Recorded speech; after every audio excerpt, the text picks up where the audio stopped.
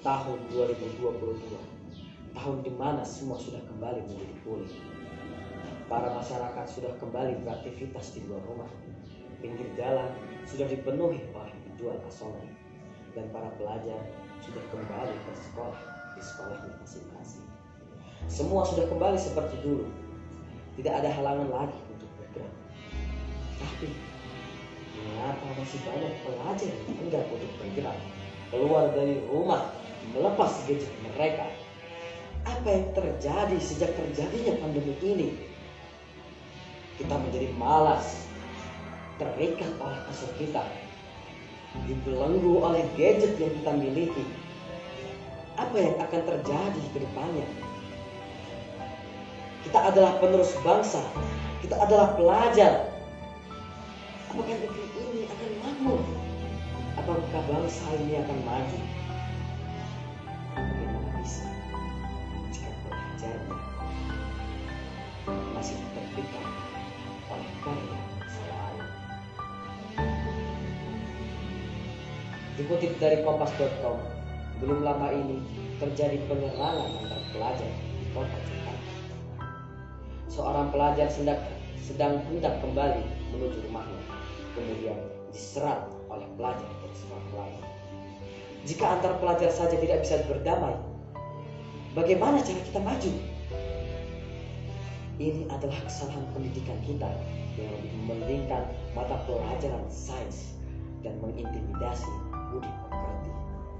Akibatnya, banyak anak cerdas yang terjerumus dalam narkoba dan tawuran, kata Seto Widiati. Kita membuat masalah di masyarakat, terluka, menuju dokter, dibayari oleh orang tua. Apakah itu tidak menyusahkan orang tua kita? Di mana rasa simpati kita? Di mana rasa logika kita? Apakah harus ditangkap terlebih dahulu oleh aparat agar kita bisa sadar, meminta maaf, mencium kaki kedua orang tua? Setelah itu, apakah pasti tidak akan terjadi penyerangan?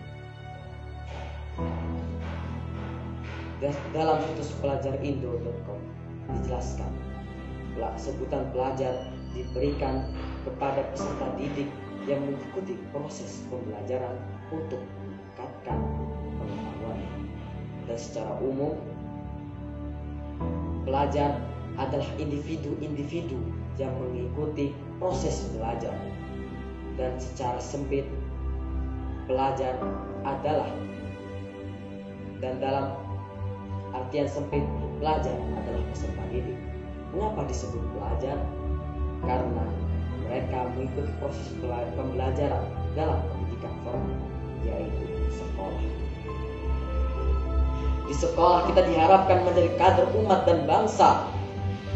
Kita diajarkan bagaimana cara melakukan sesuatu, menyikapi sesuatu, menyelesaikan sesuatu, bukan untuk membuat suatu masalah yang melibatkan satu orang, suatu kelompok, tidak hanya satu, tapi lebih dari itu. Ingat yang dikatakan oleh Najwa Shihab, hanya pendidikan yang bisa menyelamatkan masa depan, atau pendidikan bisa bertahan. Kehidupan kita tidak mungkin lepas dari yang namanya uang, terutama pendidikan. Pendidikan saat ini sudah menjadi bisnis yang berkembang. Pendidikan sudah tidak lagi menjadi tempat pembentukan kader, sekarang sudah menjadi tempat pembentukan uang. Pemerintah sudah mengeluarkan uang dan tenaga untuk memperbaiki pendidikan di Indonesia.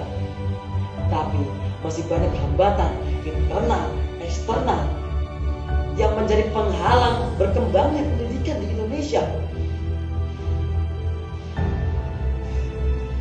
Dari sekarang, mari kita bersama-sama mulai berintrospeksi apa yang terjadi di masa lalu, memperbaiki kerusakan, menutupi kesalahan, tapi tetap dengan nilai-nilai moral yang kita pelajari di sekolah. Mari kita terapkan apa yang dikatakan oleh Ki Hajar Dewantara. Apapun yang dilakukan oleh seseorang, hendaknya bermanfaat bagi diri sendiri, bermanfaat hartanya dan bermanfaat bagi seluruh manusia di dunia. Kita juga harus memiliki uang dan harta untuk memperbaiki pendidikan yang kian terpuruk, mengambil alih kursi kepemimpinan, mengembangkan ilmu pengetahuan, dan merebut kembali apa yang sudah direbut. Kita adalah pelajar, kita memiliki kebebasan untuk bergerak. Kita adalah pemuda yang seseorang yang akan meneruskan perjuangan para pahlawan. Hidup pelajar, hidup pemuda. Allahu Akbar, Allahu Akbar, Allahu Akbar.